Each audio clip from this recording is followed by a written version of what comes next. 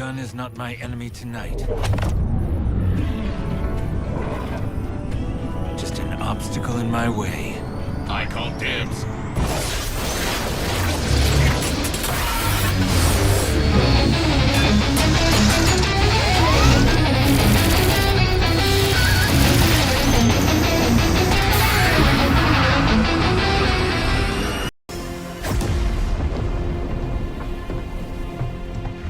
I wanted to destroy it.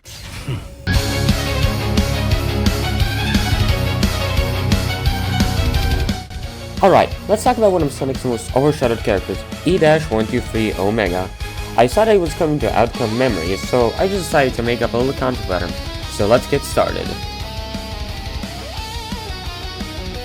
So, Omega spawns in with a total of 200 HP and a 40% damage resistance, along with below average speed, which fits his role as a tank and area denial character. And now let's talk about his passive called Maintenance Protocol. Basically spawns into these free charger / ammo uses, and whenever he uses an ability it takes up one or two of them, and when he uses all three of them he goes into overheating.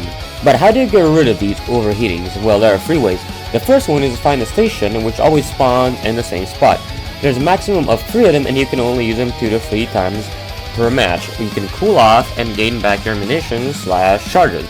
But it lasts for 2 to 5 seconds and you get exposed to the EXE for a short amount of time. And the second way is to find Tails and use your Maintenance Protocol ability next to him. He will cool off and gain ammo charges back, but it lasts for about 5 seconds.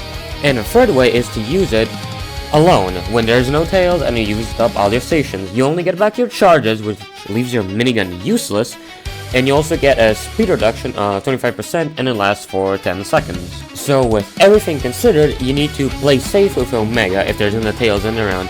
But then you ask, what about Eggman? Well, Omega hates Eggman, so I doubt he would ask him for any help whatsoever. But anyway, here are the voice lines for when he is using his passive. Reloading minigun, station secured. Maintenance required, station engaged. Systems cooling. Resuming operation shortly. Stations located. Beginning arsenal restock. Now, Omega's first ability is called Suppression Blast. Omega revs up his minigun and fires it in a 6-meter radius with a 30-degree cone. It lasts for 2 to 3 seconds of continued fire, and if he hits his ability first, the stun lasts for 4 seconds.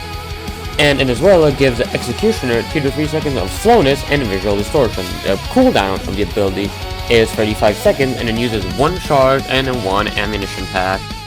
Target located, engaging. Suppression burst online. All arsenals online, initiating suppression burst. And now, his second ability is called Directive Breaker. It has 2 variants. The first one is Execution Throw. You need to be on the ground and you need to grab the EXE. If you successfully grab him, you throw him out in the open and he gets stunned for 4 seconds. But if you throw him into a wall, he gets stunned for 6 seconds and it causes his screen to shake. It can be stacked up to 8 seconds, the cooldown is 40 seconds and it uses 1 charge. Execution initiated. I will reposition this target. Grabbing target. Throw sequence started. Anomaly captured. Distance gained. The second variant is called Shock Collapse. Similar to Knuckles, you have to jump in the air and use your ability. What Omega does is he slams his fist into the ground in a 6-meter radius shockwave and is stunned for 7 seconds. It can be stacked up to 10 seconds, but in return it uses 2 charges and goes on a 50-second cooldown. Shockwave deployed. Area denied. Electrical output 100%.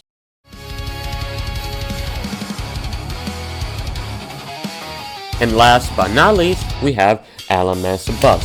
First off, his minigun burst duration is buffed from 2 seconds to 0.5 seconds per use. His cooldown is decreased from 35 seconds to 30 seconds, his overheat time is also reduced, and his self-cool is reduced by 25%. And he is well designed to restock ammo for his minigun. This encourages the players to fight during LMS instead of walking away, since he is a walking arsenal after all. Next up, we have Execution Throw. Execution Throw Impact Stun is buffed from 6 seconds to 7 seconds, and his cooldown is decreased from 35 to 30. This is made to reward aggressive play. Second round, Shocking Collapse, radius increases from 6 to 7 seconds, but ability denial duration is still 6 seconds, and the cooldown is increased from 40 seconds to 35 seconds. And lastly, his movement speed when he is using self-cool is increased by 10+%. So, why does Omega have all these buffs?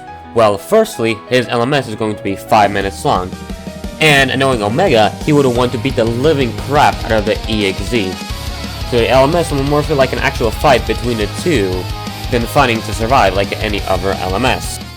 No allies detected. Full engagement mode. Old objective. Irrelevant. New objective. Kill the opposing force. System update. Priority targets identified. EXE elimination required. 0 allies detected. Failure is irrelevant. Victory or death.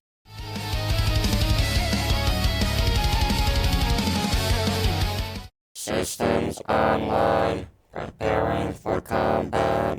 Targets detected. Initiating suppression protocol. Mission objective set. Protect other survivors and eliminate the anomaly. Area of survival confirmed. Disengaging Dr. Ivor Robotnik auto-destruction system. Anomaly found. Enemy located. Inadequate performance. More violence required. Enemy lost. All sensors re-engaged. Error identified. Armory refreshment required. System error. Error. Self-defense protocol needed. Damage detected. Continuing operation. System integrity compromised. I will not fall. Failure is not an option. Warning. Systems critical. Minimal integrity. Continuing emission. Critical damage acknowledged. Beginning anti-Omega extermination. Target eliminated. One less to worry about. Systems report successful termination. Anomaly extracted.